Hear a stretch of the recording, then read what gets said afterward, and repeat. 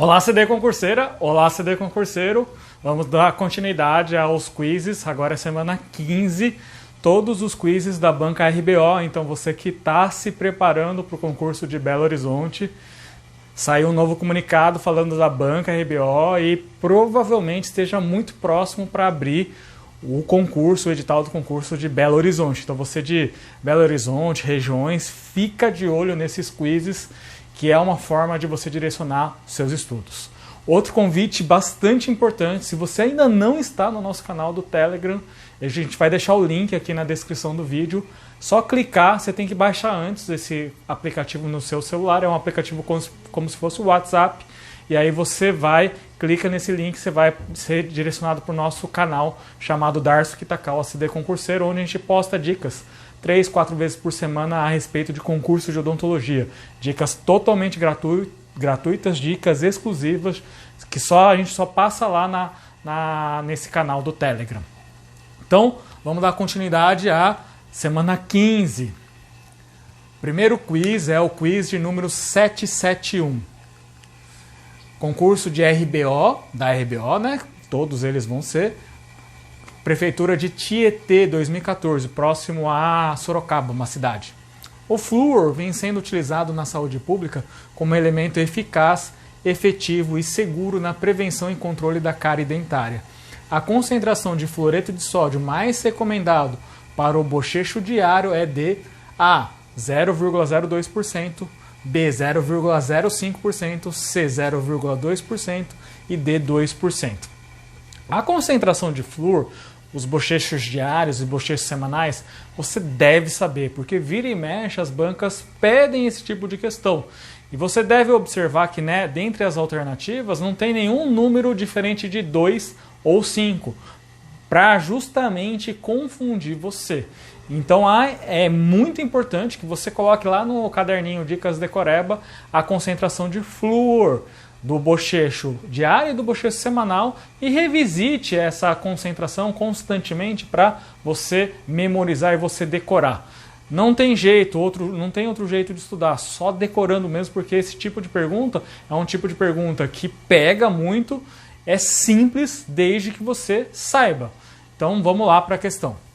Se está perguntando a respeito do fluoreto de sódio mais recomendado para o bochecho diário, todos os dias, qual que é essa concentração? Lembrando que o diário deve ser menor que o semanal.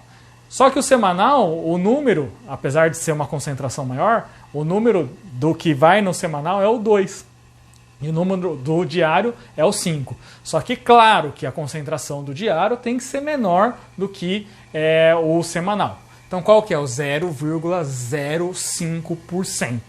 Então decore o diário 0,05%, o que dá a correspondência de 225 ppm. E o semanal 0,2% equivale a 900 ppm, justamente a gente vai ver aqui nesse próximo slide. Bochechos de flúor, 0,05 de fluoreto de sódio diário, bochecho diário, ele corresponde à concentração de 225 ppm.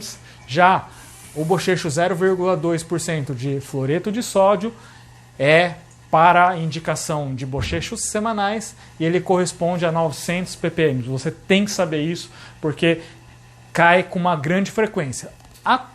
A quantidade de partes por milhão ou de ppm não é tão importante, isso não é tão questionado nos concursos públicos. Mas a concentração em termos de porcentagem, isso sim é uma questão que cai com uma grande frequência e é bastante pedido nas bancas de concurso.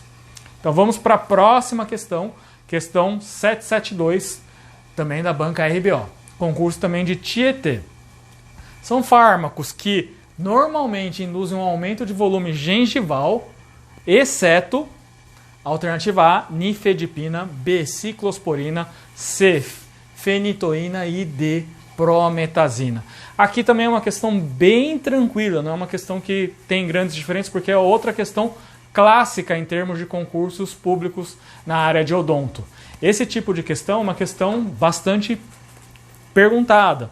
Então não só na banca RBO, mas várias bancas tem o costume de ter esse tipo de questão, falando das medicações que causam aumento gengival. E essas três primeiras, nifedipina, ciclosporina e fenitoína, são as clássicas. Lembrando que a nifedipina é um bloqueador de canal de cálcio, utilizado para pacientes principalmente que são hipertensos ou pacientes cardiopatas. Ciclosporina é um imunossupressor, é prescrito principalmente para pacientes com doenças autoimunes ou pacientes que sofreram transplante de algum órgão. Fenitoína é um anticonvulsivante, bastante prescrito também. Ele tem essa função de ser anticonvulsivante e é uma medicação que a gente vê bastante também essa prescrição.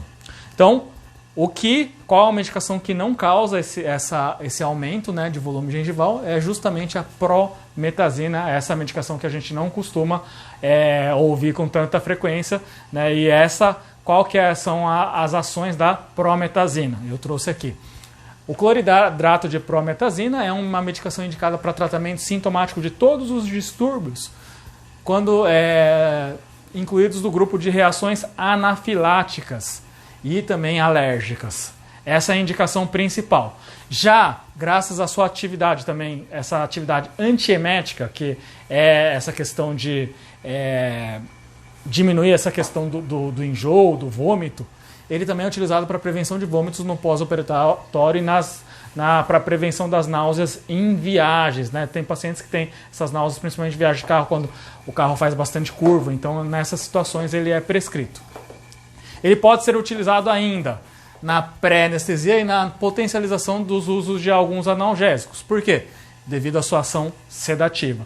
Então a prometazina é a medicação que não tem correlação com o aumento do volume gengival e ela tem todas essas funções segundo o que a gente pesquisou, né, em relação a essa medicação. Lembrando que as medicações que causam aumento de volume gengival, nifedipina, ciclosporina e fenitoína.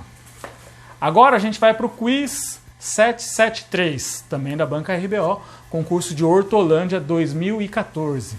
Em pacientes com relato de alergia à penicilina, podemos prescrever-lhe como antibiótico terapia. A questão também não é uma questão das mais difíceis, mas alguns nomes aqui, provavelmente você se ouviu ou nunca ouviu, porque são nomes que a gente não está acostumado a escutar e não está acostumado a prescrever. Oxacilina ou piperacilina, alternativa B. Aslocilina ou dicloxacilina, alternativa C. Ticarcilina, associada à cefalexina, e a alternativa D, clindamicina ou eritromicina. Então, se o paciente tem alergia à penicilina, a gente não pode prescrever também derivados da cefalosporina, então a cefalexina. Dessa forma, a gente já elimina, né, essa alternativa C, porque a cefalexina a gente não pode prescrever. E lembrando que a ticarcilina é um antimicrobiano também derivado da penicilina. Olha que questão interessante, porque a gente não está acostumado a ouvir muito essa nomenclatura ticarcilina, esse tipo de penicilina. Qual que é a resposta correta? Clindamicina ou eritromicina. Agora, oxacilina, piperacilina são também derivados da penicilina. Aslocilina ou dicloxacilina, também derivados da penicilina. Questão importante, questão relativamente simples, mas é muito importante que você tenha esse contato com esses nomes, porque se cair, né, qual dessas antibióticos abaixo é um derivado da penicilina, você já vai saber. E são derivados que a gente não prescreve rotineiramente, muito difícil de fazer essa prescrição desse tipo de antibiótico. Então, essa questão é mais importante, não pela resposta em si, mas também, principalmente, por esses derivados da penicilina que a gente não ouve falar ou nunca ouviu falar. Então vamos falar um pouquinho da clindamicina e da eritromicina. Clindamicina é um antimicrobiano da família das lincosamidas e ele é principalmente bacteriostático. Qual que é a ação? Ele liga-se a essa unidade 50S do ribossoma bacteriano, inibindo assim a síntese proteica bacteriana. A eritromicina, por sua vez, já é um derivado dos macrolídeos. Ele também são bacteriostáticos. Só que ao invés... Não, na verdade eles se ligam à mesma subunidade, 50S, porque a eritromicina também liga a 50S, inibindo também, nessa situação, a síntese proteica das bactérias. Por isso a gente fez uma revisão rápida em relação à clindamicina, das lincosamidas, e da eritromicina. A eritromicina é da mesma família, por exemplo, da azitromicina, que hoje em dia é mais prescrito por conta da maior efetividade, a dose de azitromicina. Geralmente a gente faz de uma única dose ao dia, então é um antibiótico que também a gente costuma prescrever, inclusive mais do que a eritromicina. Lembrando que a eritromicina e a azitromicina são da mesma família dos macrolídeos. Agora o quiz 774, concurso de Leme, 2018. O índice de higiene oral simplificado proposto por Green e Vermillion, IHOS, tem o propósito de: alternativa A, representar a média do número total de dentes permanentes, cariados, perdidos e obturados em um grupo populacional. B, evidenciar o impacto da doença cárie na população. C, estudar a epidemiologia da doença periodontal. E D, verificar a situação da doença cárie em crianças. O que seria essa alternativa A e a B? Principalmente são referidos ao índice que a gente costumeiramente escuta falar, e é um índice consagrado principalmente pelos levantamentos epidemiológicos, que é o CPOD. Nesse caso, o CPOD ele é um índice de cárie, um índice bastante importante. Esse índice de Green e Vermillion ele vai estudar principalmente a questão de epidemiologia da doença periodontal. Esse índice ele vai avaliar determinados dentes, face vestibular, face lingual. Ele pode ser subnichado, ele pode ser subclassificado, o índice de placa e o índice de cálculo, e depois fazer uma somatória desses índices. E é um índice que vai verificar essa presença de placa, a presença de cálculo, que tem grande relação com principalmente a doença periodontal. A placa tem relação com cárie? Obviamente, mas o índice, como ele avalia tanto placa quanto cálculo, tem uma maior relação com a epidemiologia da doença periodontal.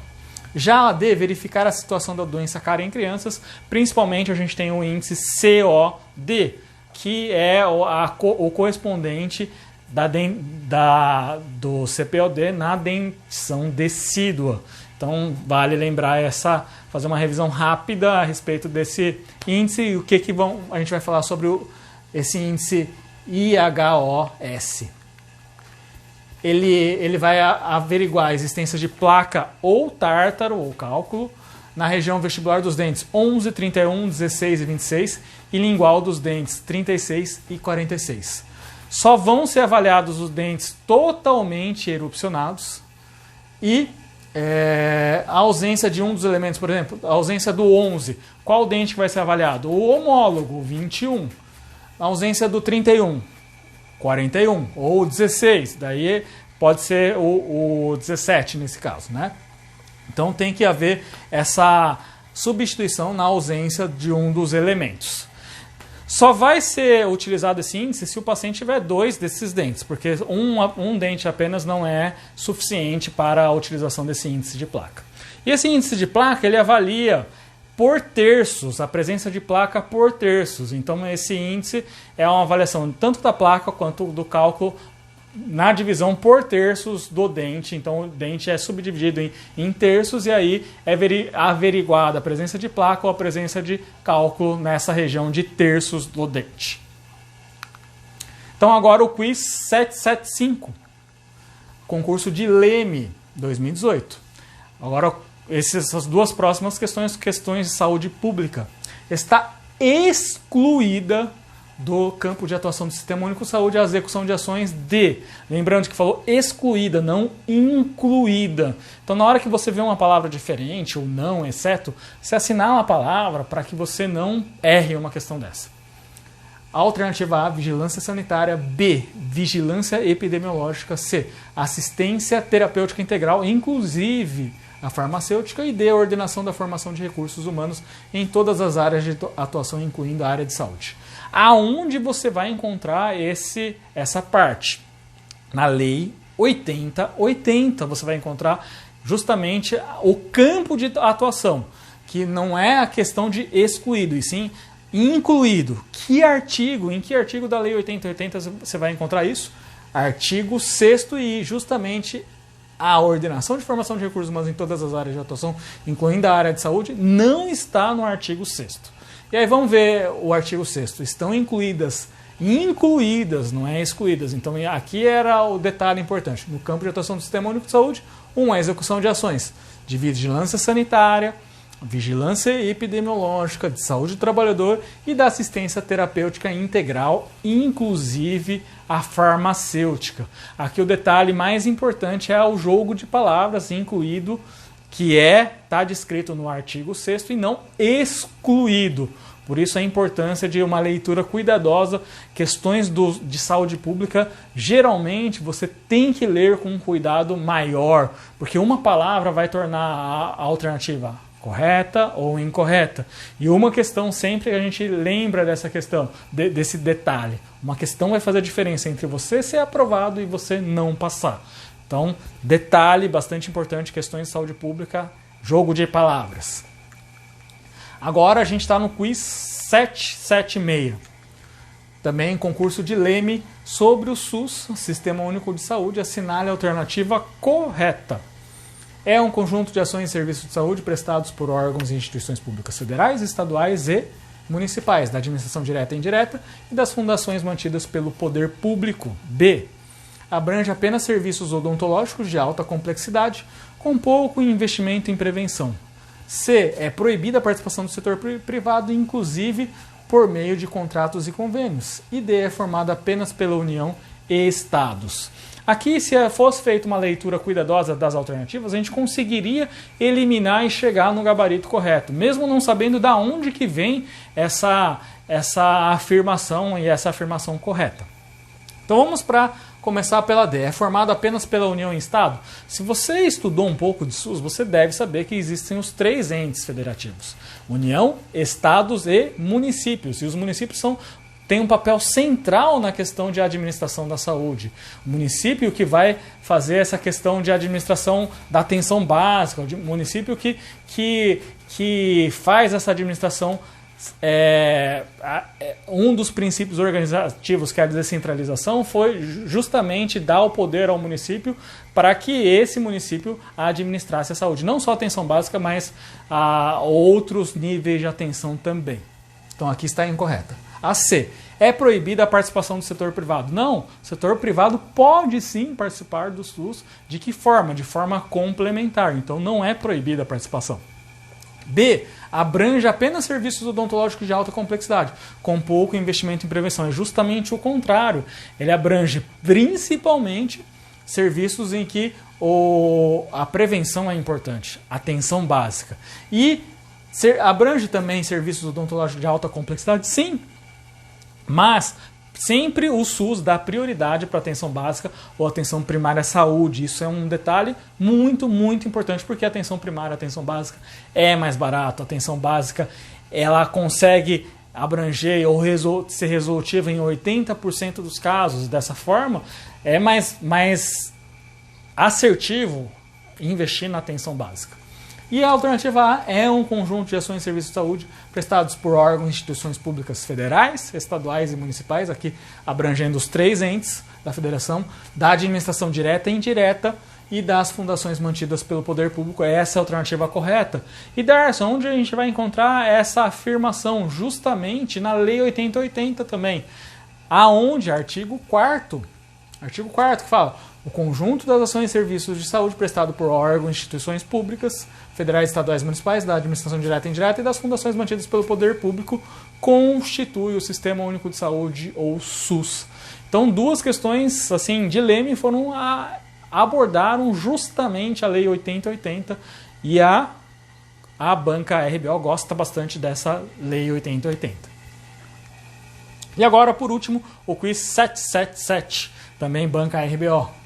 Leme. Sendo a leucoplasia pilosa oral uma das manifestações orais mais comuns da AIDS, esta se manifesta clinicamente como: alternativa A, placas brancas isoladas, removíveis ao toque, com odor fétido e sintomatologia dolorosa. B, Placa branca caracteristicamente não removível através da raspagem, com localização preferencial nas bordas laterais de língua, pode ser uni ou bilateral. C. Lesões bolhosas contagiosas com sintomatologia dolorosa. E D. Lesões bolhosas não contagiosas com localização preferencial nos lábios. Lembrando que leucoplasia se trata de placa branca. Justamente a gente já consegue eliminar essas duas últimas alternativas, lesões bolhosas com sintomatologia dolorosa e as lesões bolhosas não contagiosas. Darcio, o que poderia ser uma lesão bolhosa contagiosa? Na verdade, geralmente quando a gente pensa em bolhoso, nessa situação a gente vai usar a bolha pequena, que a bolha pequena é abaixo de 3 milímetros, a gente chama de vesícula. Uma vesícula é uma lesão elevada com conteúdo líquido no seu interior. E essa questão de ter sintomatologia dolorosa e ser contagiosa, uma muito comum, que todo mundo já viu um dia na vida, seriam as lesões de herpes recorrente. Isso seria uma lesão vesicular, no caso, contagiosa. Já as lesões bolhosas não contagiosas, com localização preferencial no lábio. Se falar de lábio, essas bolhosas não contagiosas a gente pode colocar principalmente as lesões de eritema polimorfo ou eritema multiforme. Outras lesões bolhosas não contagiosas, pênfigo vulgar, pemphigoide benigno das mucosas, líquen bolhoso, são lesões que a gente considera também como lesões bolhosas.